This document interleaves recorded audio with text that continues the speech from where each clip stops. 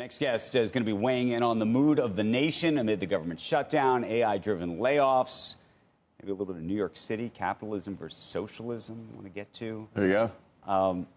You always keep us happy. Harvard professor Arthur Brooks, he hosts the podcast Office Hours with Arthur Brooks. It is new, and you got to check it out if you haven't already. His latest book is called The Happiness Files. It, of course, is a New York Times bestseller, and we love having you here because you make us happy. Well, thank you. And congratulations to you. In 1929, it's top in the charts, man. We're trying to be happy. It's wonderful. Trying to be happy. Reminding us of history. We talked about actually what it means to be happy, and actually that the journey of a project is actually what makes you happier than the success. Because I was saying to him that last week, even though the thing had done very well on the list, I said, oddly, I didn't actually feel as happy as I thought it would be. And it came as a surprise. That's called the arrival fallacy. I was alone. I was in a hotel in Richmond, Virginia when I got on the New York Times bestseller list, and a friend of mine called and said, I imagine you're so happy. And I said, I almost feel relieved and, in truth, a little lonely, because I was by myself in this hotel in the middle of Richmond. A hotel in Richmond. And then so I was talking to him last night about what it means to be happy, and he said it's not about the arrival. It's not. It's not. And this is a show watched by some of the most powerful people in business. They're the best show if you're a CEO to watch, of course. And everybody watching this show knows that if you're living for the arrival at the goal, you're fooling yourself. Now, many people watching us, they have a problem. It's called success addiction.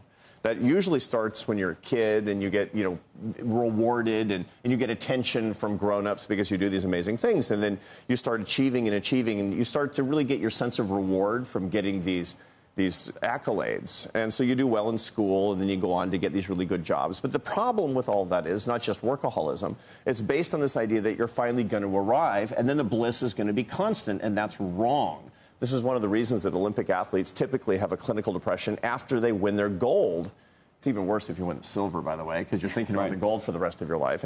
And so the important thing to understand is you got to build your life so that you're enjoying the journey all along the way. And it's not just enjoying the journey. I think it's also having gratitude. I was reading something recently that said happiness is a compilation of gratitude minus envy. Yeah. So you have to be happy with who you are, what you have, and stop comparing yourself. And that's a hard thing to do. We're evolved as a species. Homo sapiens has evolved to be ungrateful, suspicious, hostile, and afraid. And the reason is because in the Pleistocene, 250,000 years ago, our ancestors passed on their genes because of their negative emotions, not because of their positive emotions. You have to make an effort to be grateful. I mean, look, I study this stuff. I'm a professor of this stuff. And I found myself 2 weeks ago saying, first class on United Airlines has really gone downhill. What's wrong with me? It's like I'm such an ungrateful wretch. And the reason is because of my genetics. I'm designed to be ungrateful. And so everybody watching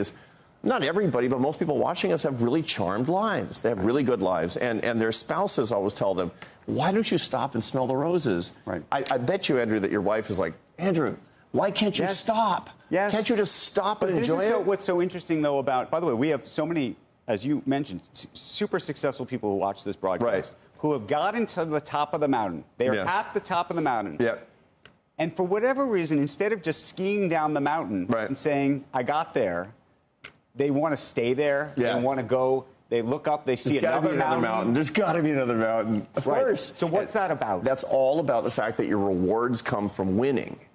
They come from winning the next thing. That's what we're built for progress. That's an addiction. It is, but it's also really how we're built. I mean, it's funny. There's a big mystery in the diet literature about why diets don't work. 95% of diets, approximately, you gain all the weight back, even though you lose the weight in the first place. The reason is because all of the gratification in a diet comes from the scale going down each day. Right. And then your reward for hitting your goal is never getting to eat what you like for the rest of your life. Congratulations. Right. Arriving at a goal is deeply, deeply unsatisfying, and it freaks people out. You get the corner office, you're the CEO, and you get all the headache of being the CEO, but you can't actually achieve that thing anymore. That you're not going toward your goal anymore, and that's a problem for happiness. I got a different one for you. I don't know if you see on the screen here. We have a title. It says Arthur Brooks on Mood of Nation. All right. it doesn't feel like the nation's that happy. Yeah, no, happiness. It feels like there is a game of chicken going on as it relates to what's happening with government shutdowns. Right. There's polarization. There's questions, by the way, even now about capitalism, socialism, what system's working for people in their own happiness. What do you think is happening here? So we have two problems with happiness. Happiness has been gradually declining in the United States since about 1990. So we're, 35 years in on a gradual decline of happiness. That's the happiness climate problem. And it has to do with the people are less likely to practice their religion. They're less likely to get married and have children. They're less likely to have close friends. And they're less likely to actually see their work as a calling than they ever did in the past. And the four habits of the happiest people are faith, family, friends, and work. Those are the big four. And you and I have talked about that. We've talked about this on the show 4 or 5 times. But then there's the storms, the weather of happiness. And this is something we really have to grapple with. Technology has changed the weather of happiness. You're talking about this thing that we're all addicted to. I've just finished a book that's coming out in March. This is the first stop. When this thing comes out in March, is we'll be talking about this and how we've changed our brains with the misuse of technology. That we're actually using the wrong hemisphere of our brain all the time, where we can't actually apprehend and understand the meaning of our lives, which is horrible. What hemisphere are we using? The left hemisphere of the brain is the things and tasks. The right hemisphere is the mystery and the meaning. Yeah. And we need to be living in real life, in real love relationships, and having metaphysical experiences such that we can understand the meaning of our lives. But the more time that we're glued to our devices using technology, the more that we're relegating ourselves to the wrong side of the brain. Yeah. Political polarization is another thing that's actually just ripping us apart.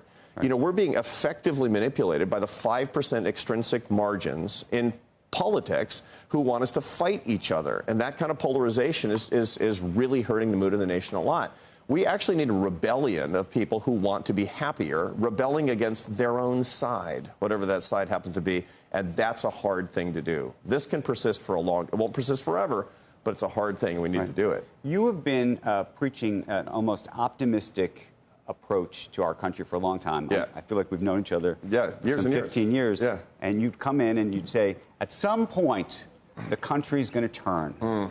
What is the turn? Well, the turn, actually, these turns in history, and I'm not a historian, but what you do find is the mood of a nation tends to follow 50-year cycles. That's generally the case. And 2022 looked an awful lot like 1972. 1972? Yeah, 1972. Okay. Radical. Wait a second. Yeah. Wait a second. What was the happiness index then? Yeah, it was very low. Are you telling me it's going to be a long time? Yeah, it's going to be a long time. But here's the good news, that we tend to actually have sort of an apogee when we get into the 25-year mark. So it's like... Well, actually, I'm happy now. Yeah, so yeah. I mean, whatever. Well, this is a broader point. Happiness is not a societal phenomenon. It's an individual phenomenon. Right. And so each person watching us can say, the mood of the nation, it's all screwed up. New York City's going to have a socialist mayor, or I don't like the president of the United States, or whatever they're talking about. You want to fix that? Pay attention to your relationship with the divine. Go hang out with your kids. Go make better friends. Okay, but let me throw a new element into the mix that did not exist literally 36 months ago. Yeah, tell me. Artificial intelligence. Yeah, man. Your new friend is this. Yes, I know. Right? This is really what I'm writing off about. And that's what I'm concerned about. And by the way, if we were talking with Joe Lonsdale earlier, if the new friend is as successful as some of these valuations would suggest, we all may not actually go to work with friends because we won't have jobs. And so I think there's a lot of also anxiety out there around all of this. There's a lot of anxiety about that, and there will be perturbation of the economy. There will be dislocation. That's going to happen. It always happens with technology. But here's the thing for each one of us to understand. We're all interacting now individually with AI. We are. And anybody who isn't is just behind the curve, and they're going to need to. You're going to either use it wrong and it's going to make you miserable, or you can use it right and make your life better. What does that mean? Tell us how to use it right then. So the artificial intelligence or any tech is an adjunct to the left side of your brain, which is your tasks. It's never going to help you or complement the right side of your brain, which is mystery and meaning and love. Yes, it don't won't. use Sora to make a bunch of pornographic videos. Yes, yeah, exactly. Right. So if you're using it to free up your time so you can go spend more time with your kids and your spouse, good for you. If, on the other hand, you're using it as your lover or your friend or your therapist, You're going to get sad and anxious and lonely, and the reason is your brain knows it's being used incorrectly. Even though you don't know it, your brain's going to... That's interesting. So I have a bunch of friends, and this is not me, but I do have a bunch of friends who have chatbots? No, who talk about using this as a therapist of sorts. It can't be done. Yeah. And have argued to me, actually, that it's been quite successful. In fact, I was just talking to somebody the other day who said that they thought that they had a human therapist. Right. And they thought that they were using ChatGPT, and they thought that this understood them better. Yeah, that means they have a crummy therapist. Are you a fan of therapy? No. I mean, just in general, I think that there's a role for, I mean, of course, for extreme situations. But yeah, of course. Mental health treatment is so incredibly important. Thank God for psychiatric care in this country. It's saved the lives of members of my family, to be sure. But the way that a lot of people use therapy today is to eradicate problems in their life. You go to therapy a lot of the time, you say, I'm sad and anxious. They're going to say there's something wrong. You know, if you go to the campus counseling center at your university and you say you're sad and anxious, they're going to try to treat you because it's a liability problem. Look, I tell my students at HBS, you're studying at Harvard. If you're not sad and anxious, you need therapy. It's a hard thing to do, and good for you for doing this hard thing. We have a pain eradication, a suffering eradication mentality, and that's a mistake. I got a different one for you. What? It seems like people are more medicated than ever. Yeah, they are. They are. They absolutely are. And part of the reason for that is because the industrial complex around mental health today has talked about elimination of pain. And the truth of the matter is you won't find the meaning of your life if you don't understand suffering. Your suffering is sacred. It can be disproportionate. It can be dysregulated. There are people who actually absolutely need these drug regimens, which have been miraculous and saved a lot of lives. But many, many, many people are turning to them as opposed to understanding the meaning of what their life is all about. Life on Earth has a lot of suffering in it, is the bottom line. Maybe the good news is people are drinking less. People are drinking less. There's a self-medicating. lot more cannabis. And this is also something that I really admire about young people today among my students. They're using actually mostly fewer substances than people of my generation because the truth is anything that is euphoric is neurotoxic. Right. And so you have to be very serious about the decision-making that you have. Now, you can make the decision, I'm going to have a glass of wine. Good for you. But the truth is if you're bored or anxious and that's the reason you're using euphoric substances, it's going to lead to trouble. Right. You just started a new podcast. You've become a member. Podcaster. You're a podcaster now. Yeah. You happy about that? It's super fun because what I'm doing. Well, I've been writing a column in the Atlantic for a long time called "How to Build a Life" every Thursday morning. I have 275 columns in the bank, which means I've done the work, I've done the research on this, and in my podcast I talk about different areas of happiness in depth.